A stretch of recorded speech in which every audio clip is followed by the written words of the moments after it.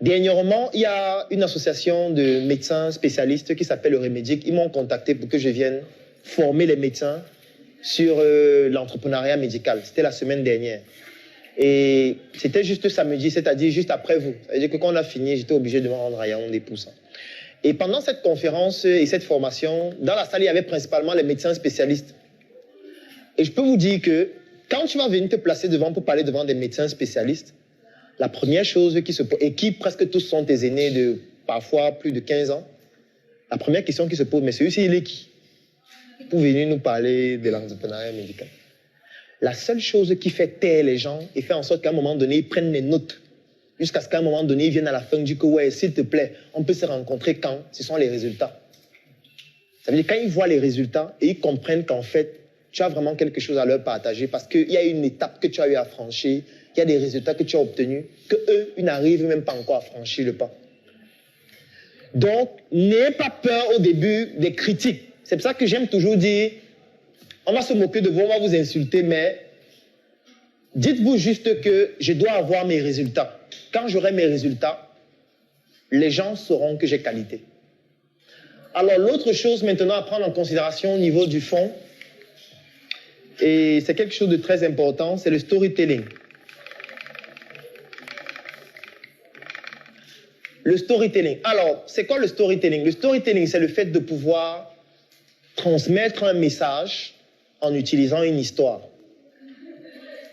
Ça veut dire, au lieu de présenter uniquement le message de façon directe, vous allez raconter une histoire à travers laquelle le message va ressortir. Je vais prendre un exemple de storytelling. 2015, je suis médecin à l'hôpital régional de Bafoussam. À l'hôpital régional de Bafoussam, il y a un service où je travaillais, notamment le service des urgences.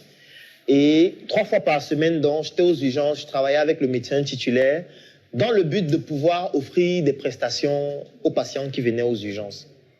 Un jour, on reçoit donc un patient qui arrive, c'était une dame âgée de 23 ans. Et quand je la consulte, je me rends compte que c'est une dame qui recherche un enfant depuis plus de 4 ans. Depuis plus de 4 ans, elle essaye d'avoir un enfant et n'y arrive pas. Donc, elle souffre d'une infertilité. Il était donc question de rechercher quelles sont les causes de son infertilité. On a commencé à la suivre, on l'a suivi, on l'a suivi, on l'a suivi. On l'a suivi pendant 1 an. On a identifié les causes, on a essayé de traiter, de la suivre, de le traiter, de la suivre. Et 1 an après, plus exactement 1 an, 2 mois, un jour, elle m'envoie un message. Et quand je reçois le message, elle me dit « Docteur, j'ai enfin pu tomber enceinte. » Elle me montre la photo de son test de grossesse. Je me rappelle ce jour, c'était carrément de la liesse. Parce que après avoir travaillé autant et avec autant d'acharnement, on avait réussi à faire en sorte qu'elle puisse atteindre l'objectif qu'elle s'était fixé 4 ans auparavant. Et on commence à se dire, c'est quand même une grossesse précieuse, parce que si elle recherche l'enfant depuis autant d'années, il faudrait que cette grossesse se déroule de la manière la plus harmonieuse possible. Donc on commence dans ses visites médicales, on la suit, on la suit, on la suit, on la suit. Et à partir d'un moment de sa grossesse, on se rend compte qu'elle a une anomalie du placenta qui s'appelle le placenta praevia. C'est quand le placenta est très bas situé et à tout moment, il peut commencer à saigner et ça peut à tout moment entraîner un avortement spontané et faire en sorte que la dame perde beaucoup de sang et parfois même ait des hémorragies qui peuvent être fatales. Et lorsque une dame a une anomalie pareille du placenta, qu'est-ce qu'on fait en général? Il faut que les consultations prénatales soient plus accentuées, il faut que le suivi soit plus régulier et plus strict. Et il y a certaines conditions qu'elle doit pouvoir respecter afin que les complications ne puissent pas survenir. Et c'est ce qu'on a tenu à faire, parce que grossesse précieuse, il faudrait vraiment qu'on ait un suivi particulier et méticuleux. Alors, à 8 mois de grossesse, un jour, elle arrive à l'hôpital à 23 heures.